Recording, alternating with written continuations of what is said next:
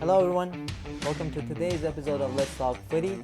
I'm your host Shaheen, and as you might know, Let's Talk Footy and Toronto High Park Football Club have decided to partner up to produce exciting, entertaining and educational content for our viewers and our community.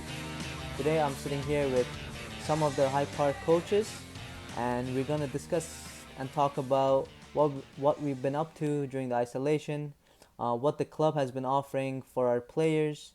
We will also talk about some of the decisions the top European leagues have been making with regards to the COVID-19 situation, and we will wrap up with a fun little game with the coaches. So sit back and enjoy. So today I have David first off. Hello, David. Welcome to the show. How are you? Hi, Shaheen. Thank you for having me. Looking forward to it. No problem, no problem. So how are you? What have you been up to? How's the isolation treating you? I've definitely been busy, along with some of my colleagues at Toronto High Park. For those of you who know, and Stephen and Ordo, who will meet in a second, have seen our program and our stay-at-home program. That's something that was born out of the need to keep kids active, which is really the main focus of it. With kids being stuck indoors, right as we were about to get going with our summer preseason in April, it was really unfortunate that everything shut down. So we put together this program that involves a lot of live sessions where our members and guests alike can follow and just get a little bit of a workout in, maybe pick up some skills. We've got sessions going from our youngest kids at U4 that are just movement based, just kind of get them up and going, help the community feel connected, all the way up to our adult participants who can still participate in these sessions as well. The big focus has been just keeping people active. I mean, we do have also some webinars around just mental performance, things like self-talk, motivation, growth, and fixed mindset. Yeah. This week we're actually doing one on mindfulness, and it's always been with a guest lecture, because things like that are very important as well. But we don't want to overload the kids with too much screen time, so we've really just been focused on focusing on the delivery of the live sessions, which have gone really well. We've seen upwards of 100 participants on some of our streams, which have been great.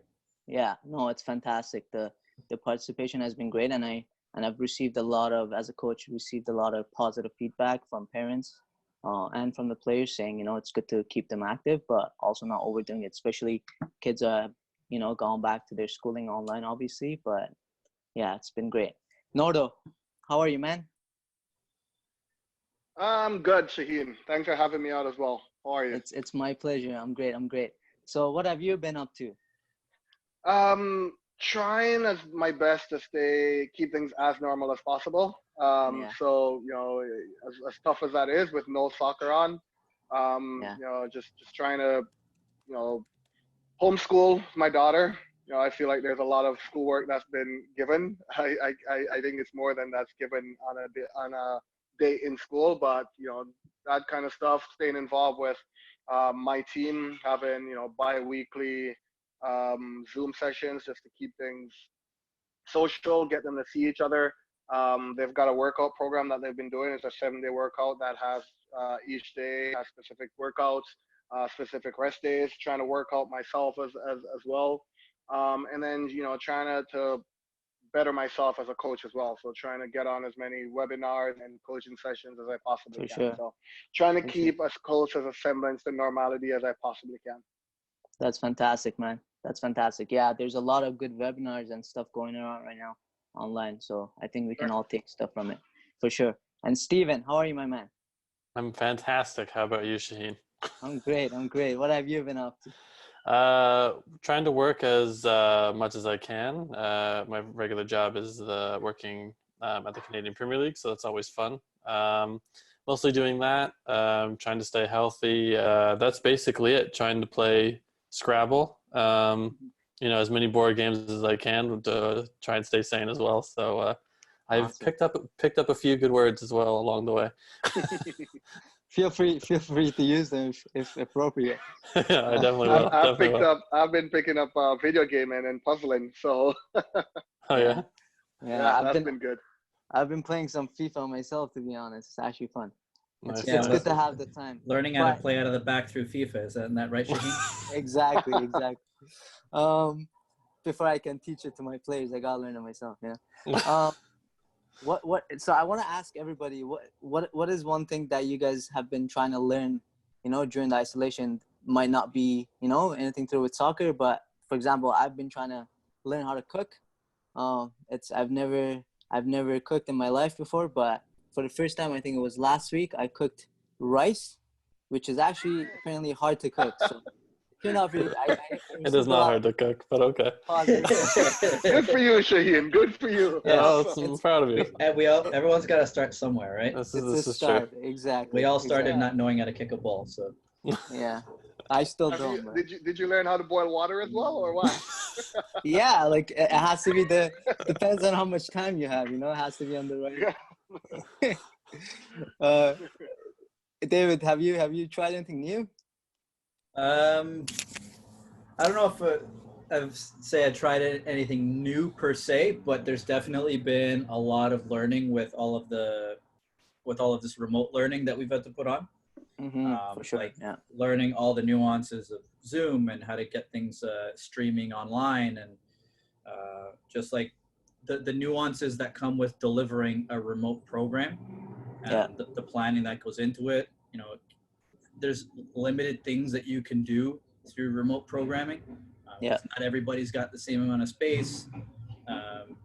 People may not have a sibling to kind of work with, so it's really challenged, for myself and for the other coaches that are also involved in delivering the home program. It's really challenged our thinking in terms of what can we do to keep it fresh, but still keep kids occupied. And it's not just for the kids, I think. We're also thinking, the parents are very involved. I'm sure, Nordo mentioned, involved in the homeschooling, and, if we can keep the kids occupied for a full hour, it can give, their parents a break, so to speak, and to maybe just sit down or have some peace and quiet time while their kids are staying active. And we appreciate people. That, David. And from a parent, appreciate it a lot. Thank you. Not a problem. It's definitely been a team effort, but I would say just what I've learned is how to think differently. Yeah. Given the circumstances, right? Similar to how we apply constraints in practices. This is now a constraint on our job. And it's really challenged my thinking and the rest of the team's thinking at Hyde Park in terms of how can we still give as much as we can to the kids and to our members while given the constraints that we have. So I would say, thinking differently has been something that I've really kind of picked up during this time. Yeah, fantastic. No, I think as a club, we're doing a good job. And there's a lot of positive feedback out there. So we just have to continue with what we've got and see where it takes us.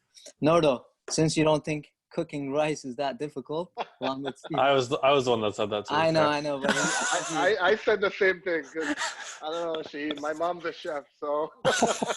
Okay, so you definitely don't know how to cook then, because she always has. She lives in Jamaica, so. Okay. Maybe you can hook up Shaheen with some remote cooking lessons.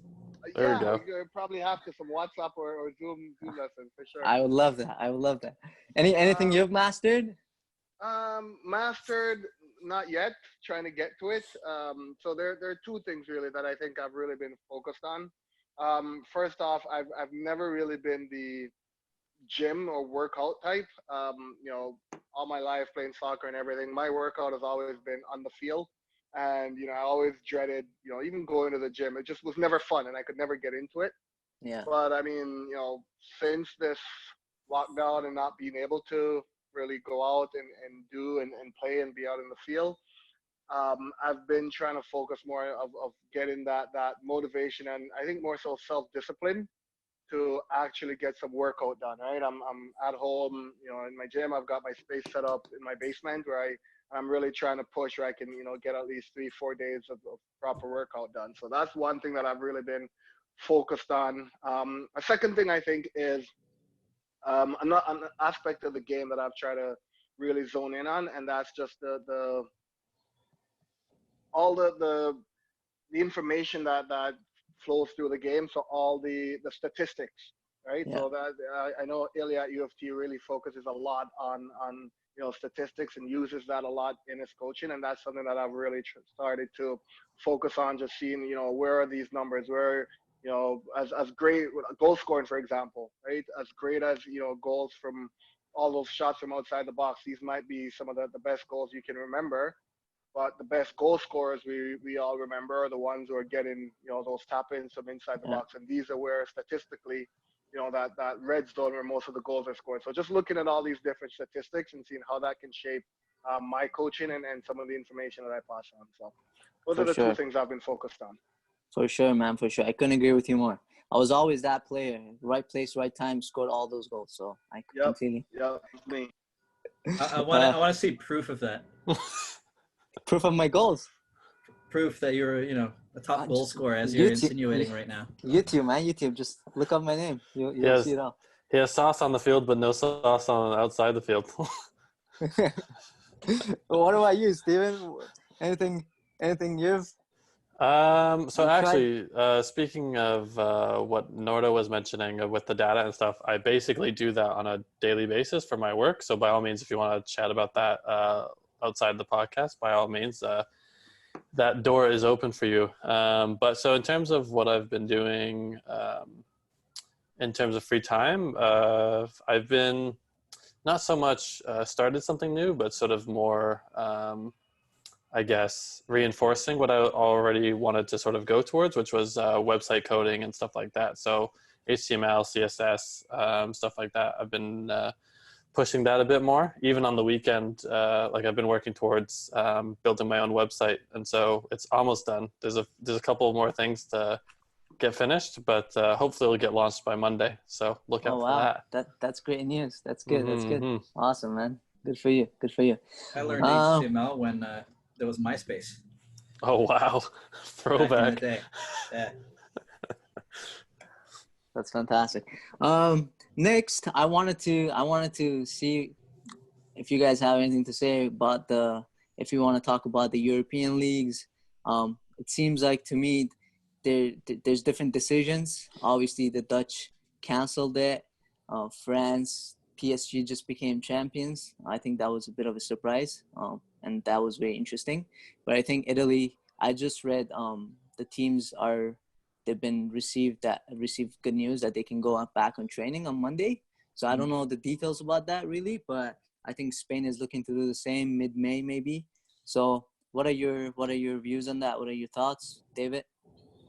I think it's definitely a hopeful sign, right? And when you're looking at places like Italy and Spain who have been the heaviest hit by the pandemic, so if they feel like they're getting into a position where they can safely return to play, I think that's positive for us, just as an aside. But I would be in favor of the leagues finishing if it can be done safely, right? At the end of the day, it's putting thousands of people in a stadium is not going to be the way to go. I think even if they do return to play for some of the leagues, it's going to be behind closed doors. I don't think there'd be justification for anything other than that. But before like, do you think? Let's talk about France. Do you think PSG deserved to win the title and just wrap it up like that? Do you think that was something?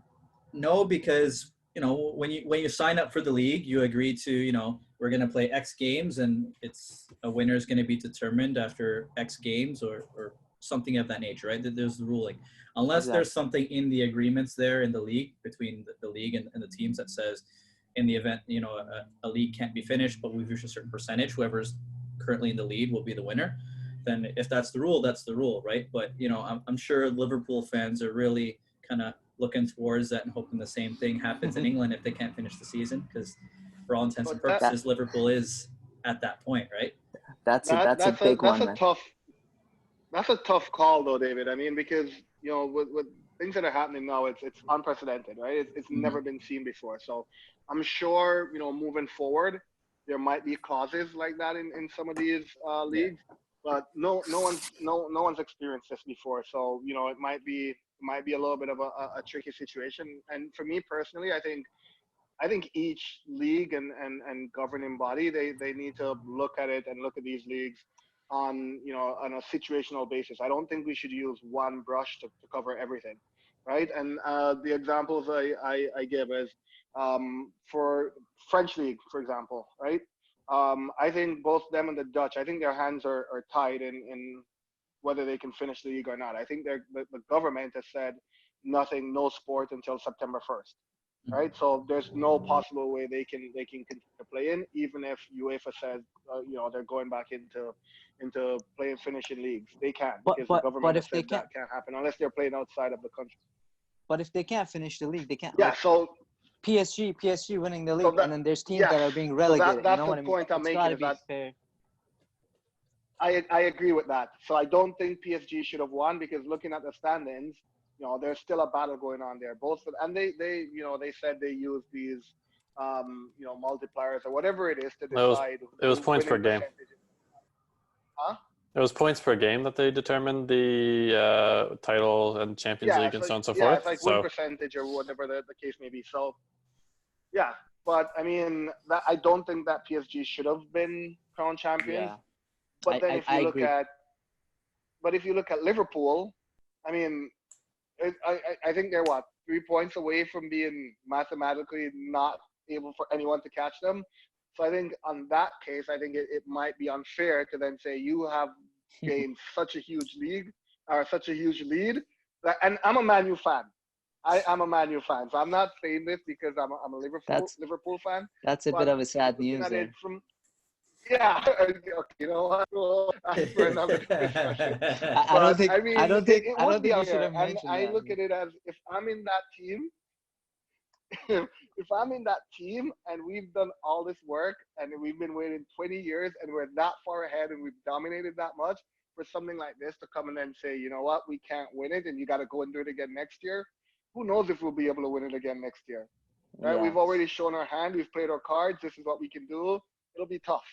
I think I agree with you saying we can't paint everybody with the same brush. So I think it's situational, 100%. I think with UK, I think it would be very, very unfair for Liverpool. I think they have to try to, even if you finish the season but you go over a little bit, then you got to rethink the next season and maybe work that out somehow. But I think the two options, in my opinion, will be you either cancel the season or you finish it completely, because it has to be fair for all 20 teams in that scenario, right? You can't just. I think what happened with PSG and France, I think there's a lot of politics there. I don't know. I don't have enough knowledge, but I think with Liverpool, it would be very unfortunate for them to lose the title, especially after being so dominant consistently, right? But we'll see. Steven, anything you got?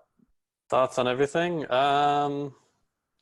I agree with Nordo saying that I think it's a case-by-case basis, but I mean, I'm not too displeased either way on how the French league determined a winner and people in relegation and whatnot. Because, for example, like Toulouse was in the basement. I think they're going to get relegated anyway. You could argue maybe the other team that was going to make the playoffs relegation, you could argue that maybe they could have gotten out of it, but I think it's difficult. Like you look at some clubs that would literally go bust if the season didn't happen. Like if you look at like more than half the clubs in Germany, they'd go bust. They would cease to exist if they didn't play. I'm sure that's the same in England. I'm sure it's the same in Italy. I saw a tweet today by one of FIFA's lawyers or something like that. They basically was doing an analysis on which clubs were sustainable in all the top 5 or top 4 leagues in Europe. The only league that had all sustainable clubs was Spain. Wow. And so, excuse me. And so it's difficult to say. I don't disagree with how France did it. I think it is what it is. I think with the Eredivisie in Holland, it is what it is. But I would want to see as many leagues as possible finished. Just at least that way they can sort of say, this is fair. We played it out, so on and so forth. But I do agree with David's point. It has to be has to be safe, has to be healthy, Mhm. limit the amount of people within the sort of play bubble. sure. Like even on our group chat, it was all like I mentioned the fact that not only is the Premier League and other leagues thinking about neutral sites, but so are the NHL, so is the NBA, so are For all these sure. other leagues. So I think if you can create a bubble, I think it could work. Will it work? Who knows? But we'll see. Time will tell. Yeah, exactly. Anybody misses the Champions League? Man. Everybody doesn't? does. And well, to be honest, I wasn't following it as much as I usually am. I've been watching the Thursday a little bit more. So that's what I probably miss a little bit more than the Champions League. It's a Europa Yeah. League on Thursdays. It's, So you- it's definitely You more got even. till it's gone. So you actually think Man United has a chance of winning the? Of course we do. All right, You see man. who's playing in our midfield right now? That's Once we get true. Hey, Pogba man, Bruno back Fernandes. and Rashford back, we'll be good. Ooh, with That's- McTominay? Yeah, we got Bruno. We're good. I Oh, feel like yeah, I've been. McTominay. Yeah, and Scott and Fred, we're good right now. That's. I think that's gonna have to be a completely separate episode, just breaking Man United down. So we'll leave that for another time. So I think all of you have brought up very, very good points, and I think I agree with almost everything everybody's saying. But definitely, it has to be safe, and I think everybody has to agree on that for sure. I have a little game for us all. The way the game works, I came up with it. I think it's gonna be fun, but we'll see. If it's not fun, we'll edit it out. But it has to be. It has to It better be odd- fun. It has to be odd numbers. So the three of you will go. We'll work together, and I'll Wait, just Nordo, be. you can go get your dog to play. I know, right? So the way the game is gonna work is, I'm gonna give you. We're gonna try to come up as coaches, as a group. I don't want you guys fighting. So as a group, you have to come up with a starting 11. So for each position, I'm gonna give you two options. You have to pick. All right, Okay. and it's gonna happen quickly. So we're gonna go David, Nordo, Steven, David, Nordo, Steven for each position. But I have a question. Do you guys want to pick the manager first and then build your team based on the coach? Or do you want to build your team and then pick the manager for it? Team first, personally. Yeah, I want to do the team first. Yeah. Team first? Okay. Uh, All right. So we're going to start. So it's just the starting 11. There's no subs because it's too good. They don't need to be subs. Well, whoever doesn't get picked is the subs, right? Starting in goal, Exactly. Casillas, Manuel Neuer. David, Give me Casillas. Casillas, Nordo. Which one? I'm gonna go with Neuer. Okay. What about you, Steven? Neuer. You?